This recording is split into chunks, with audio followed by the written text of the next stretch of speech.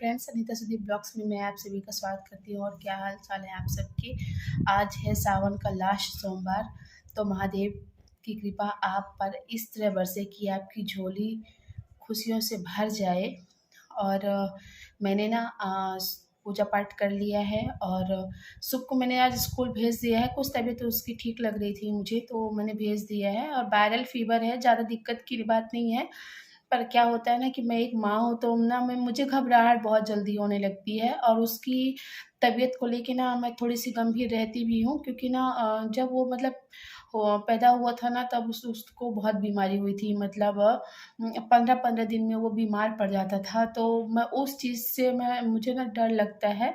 मुझे लगता है कि फिर से वही ना शुरू हो जाए, तो मैं घबरा जाती हूँ। जब भी अगर उसको थोड़ी-सी दिक्कत होती है ना, तो मुझे घबराहट होने लगती है। और वो लड़का ऐसा है कि मतलब कोई भी चीज़, जैसे बच्चे को थोड़ी-सी चोट अगर लग जाती है, तो वो आके बताता है, वो नहीं बताता। वो बस ऐसे ही कर लेगा थोड़ी-सी हल्का-सा कि मुझे दर्द हुआ है, लगा है, बस इतना। और मैं आपको बताने वाली हूँ रक्षाबंधन के बारे में। भद्रा नक्षत्र लग रहा है इस बार के रक्षाबंधन में। तो भद्रा बहुत ही मतलब शुभ कार्य में अगर भद्रा हो तो उसे अच्छा नहीं माना जाता है। और इस बार की राखी में कुछ ऐसा ही हो रहा है। और भद्रा जो है वो शनि की बहन है और शनि छाया पुत्र है, आप सब भी जानते हैं। तो जैसे ही शनि का प्रकोप है, वैसे ही भद्रा का प्रकोप है। ऐसा माना जाता है, लोग मतलब पुराणों में ऐसा वर्णित है कि जब भद्रा हुई थी तो ना पूरे सृष्टि में त्राहिमाम मच गया था।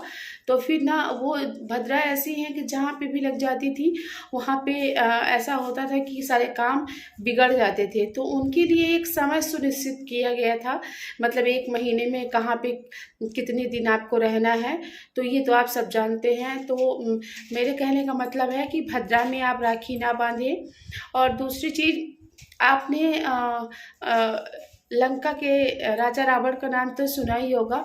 तो जो उनकी बहन शूर्पणखा थी, तो कहा जाता है कि उन्होंने रावण के हाथ में जब राखी बांधी थी, रक्षा सूत्र बांधा था, तो उस समय भद्रा नक्षत्र ही चल रहा था। तो देखिए रावण का सर्वनाश हो गया है, आप भी जानते हैं। उनका कहीं भी कुल नाम निशान नहीं बचा हुआ है। तो इसका जो शुभ मुहूर्त है रक्षाबंधन का, राखी बांधने का, वो 6:12 से 7:50 तक है सुबह। और शाम को है 8:52 से है 9:50 तक। तो आप या तो सुबह या तो शाम को राखी बंधवा लें। इसके बीच में दिन में जब भी ऐसा मतलब सुबह के टाइम पे 9:50 के बाद सुबह फिर लग जाएगा भद्रा, तो आप भद्रा में राखी न बंधवाएं। अगर आपकी बहन बाहर रहती हैं, दूर रहती हैं, वो नहीं आ पा रही हैं, तो आप अगले दिन 12 तारीख को सुबह पूर्णिमा तिथि, उदया तिथि उस दिन भी है, तो 7:12 तक समथिंग है सुबह। तो आप उस दिन बांध लें। और रक्षाबंधन का तो ये ऐसी मान्यता है ना कि आप जन्माष्टमी तक राखी बंधवा सकते हैं। और एक चीज़ और, आप पहली राखी हनुमान जी के लिए निकाल दें। मतलब उन्हें आप, वो ब्रह्मचर्य हैं, तो आप एक भाई के रूप में, एक पिता के रूप में उनके लिए एक राखी निकाल दें। मैं जब मायके में थी ना, तो मुझे मतलब ऐसा मैं करती थी, मुझे बताया गया था, तो मैं आपको बता रही हूँ। और भद्रा के बारे में मुझे मायके में जब मैं थी, तो मुझे ज़्यादा आइडिया नहीं थी, क्योंकि ना उस समय मुझे कोई बताने वाला नहीं था कि ये क्या होता है, ये चीज़ें क्या होती हैं।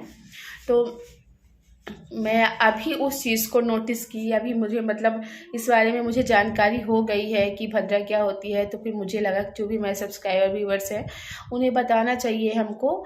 जो हमारे पास नॉलेज होती है, उसे ऐसा लगता है कि ना कि हमारे तक सीमित न रहे, सबको पता होनी चाहिए। और आप लोग को तो जनरली पता ही होगा। तो जिनको नहीं पता है, तो वो उनके लिए मैं बता रही हूँ। जिनको पता है उनके लिए बहुत धन्यवाद है कि आपको अच्छी बात है, पता हो गया है ये चीज़ें। तो कमेंट बॉक्स में बताइएगा अगर आपको ये चीज़ें पता होंगी। और जिनकी सगी बहनें हैं, तो प्रथम पहली राखी आप उन्हीं से बंधवाएं।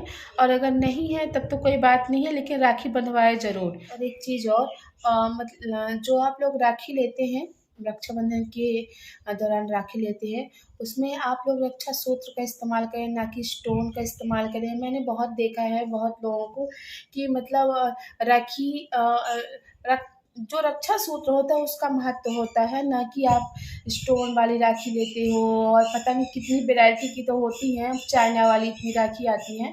तो आप उन सब चीज़ों को ना लें और रक्षा सूत्र लें, जिसका मेन महत्व है, क्योंकि रक्षा और